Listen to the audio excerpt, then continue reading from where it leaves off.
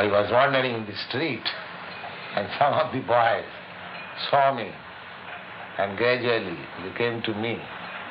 And actually I did not try anything for developing this institution. The boys did it. They are all educated, they are not fools. Mr. Howard is MA. He is also BA. He is doctor, PhD, so they are all educated. So they are not fools that they are taking this blindly, Most of my students, they were under the spell of this LSD, but they are given up everything. They're simply living on this chapati and some fruits and that's all. They don't eat meat, they don't want wine, they don't want cigarette, they don't want tea, coffee, nothing. And they're chanting Hare Krishna, they're following my instruction. So I'm getting good hope. Swami is eating upstairs? Yes. Meal is composed of rice and this soup which we call dal, and a combination of vegetables, and the chapati, which is made out of whole wheat.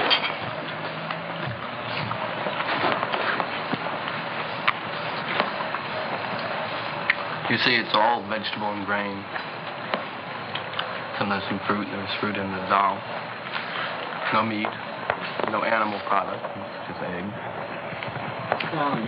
This is because in the Gita, Krishna has told us what he wants us to eat, namely fresh fruits and grains, not animal products. And so we have a very delicious meal here. It's very cheap. It goes a long way. It's quite easy to prepare, and we have a lot of fun. Essentially, these are foods that are prescribed according to Orthodox Vaishnavite discipline.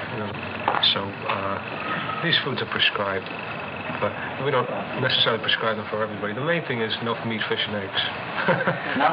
No meat, fish, and eggs. Why not? Well, because in the scriptures it states that certain foods Krishna will accept. So we have to offer our food to Krishna. We have to offer the food that he'll accept. The food that he'll accept is stated as vegetables, fruits, leaves, water. We believe that vegetables have also any life form has a soul, and therefore the murder of a vegetable is not in any way different qualitatively from the murder of an animal. But the thing is that vegetables are our allotment according to Scripture. We can eat certain foods that are given to us to eat by God. If we eat food that's not given to us to eat, that's robbery. Are there any tasks that you have to perform? Well, there's no real task. We're here to learn, and that's what we're doing. And we also we have jobs to perform to keep the organization running, to keep the word of Krishna being spread. How do you do that? Well, we recently purchased a couple of mimeograph machines, and that's helping our printing by word of mouth, by constantly being active. Mm-hmm. Do you work? Yeah, we all work. Yeah. It's just kind of like but you meet here every day, so. Well, I'm devoting all my time here, so I work here all day. Money has to come in also. Some of us work regular jobs and devote most of our money here, if not all. Do you feel any different since you joined? I feel very good. And closer to God. What introduced you to this group? A friend of mine told me about Love Celebration at Compton Park, which was last Thursday, or Thursday before last. And I knew I had been seeking a guru for a while. So Krishna sent me there, and I was there. And after meeting some of the initiates, I knew that the Swami really had to be into something.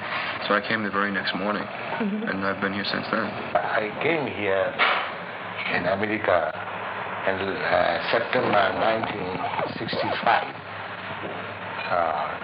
My mission is to preach the philosophy of Lord Chaitanya, chanting Hare Krishna, Krishna Krishna, Hare Hare, Hare Rama, Rama Rama, Hare Hare. This transcendental vibration will cleanse the dirty things of the mind. It doesn't matter what he is. This transcendental vibration is equally appealing to everyone without any question of language, nationality, creed or caste, because it is coming forth from the depth of the soul. This simple vibration can deliver the people of this age to salvation. Human life is meant for getting out of the threefold miseries of this material existence and forgetting their life's aim.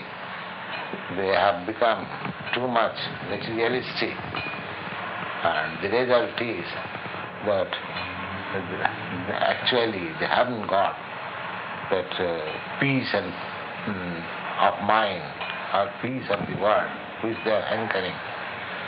And if they take to these chanting, transcendental vibration, their mind, the darkness of the mind will be clear, and they can clearly see their actual identity as part and parcel of the Supreme Lord, or Krishna, and dovetailing their activities in that relationship, everything will be sublime. I think how we're different from drunk people also is to realize that God is here and in my heart and all over all the time, but we're realizing this consciously. To know these things consciously, not just to accept it once and then enjoy. To know this moment to moment. Well, I've only tried marijuana, but I've never taken anything else. You might say I was fortunate enough to have my self-realizations and other changes without drugs. Perhaps Leary and some of the drug followers, they are functioning high on a low level, and we are functioning high, and we are functioning low on a high level. Could you explain that? You get that? They're functioning high. They're this feeling, this sensual perception, which is extended so far, but they're enjoying foods and they're enjoying their incense and colors and all these things. This anybody can do. And we are not enjoying these things, but we are functioning on this high level, on the level of God. But we must consider ourselves as the gopis, so that we can love Krishna that much more, that we devote our whole lives to Krishna, and we must consider ourselves as females, you see. But let's be careful. It takes many, many lifetimes of perfection to get to be a gopi. Yeah. One has to be the supremely developed, perfect in perfection to be able to qualify as a gopi. This is the ultimate. But the reason that one of the people mentioned before that being feminine is that when the masculine love and the feminine are love, and that you are feminine so that you can be loved by Krishna.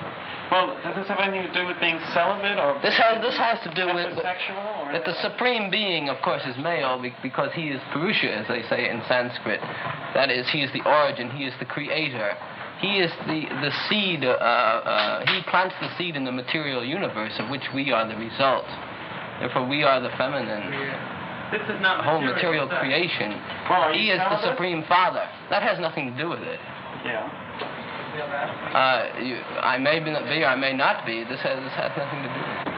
I just came in and I was tired, and they said, if you're tired, go to sleep. Lay down here. I mean, it's your first day, and this is your first chanting session. Yeah, this is the first time that I've been into it at all. I came about the 1st of August. Ray was here a little earlier, I believe. I came around the middle before. And then others, of course, have come within the last week. Right. But one thing which usually happens, those who come like this, they come and they just never go. Once you come, you stay. Because the Swami has something which you were looking for. Yeah. The first thing they did for us was give us our method of chanting, which is so powerful a method that it will work for anyone.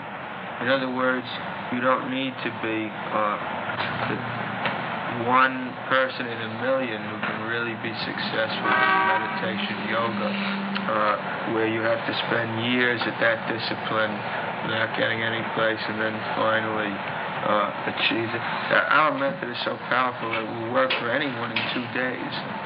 Should I bow down when I don't feel anything? Should I say these words when I don't feel anything? He says yes, because this is a training. You see, you want to train yourself, and this is the most important. And then you'll gradually just fall right into it if you work hard at it. You must go.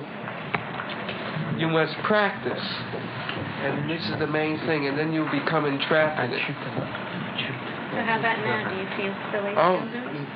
Excuse me? Do you feel uncomfortable? Oh no, I see all this practicing and work was, it just had to be done in order to where I am now. Anyone who chants Hare Krishna, have you got the whole chant? That's a special evocation. Just the same as we're all sitting here, but if I call Stanley, that's not the same as calling you. But if I call your name, then that shows my attention is riveted on you. So by riveting our attention on Krishna, we are able to use. In other words, if I meditated on the word Raymond, that wouldn't be the same at all. The word Krishna is God.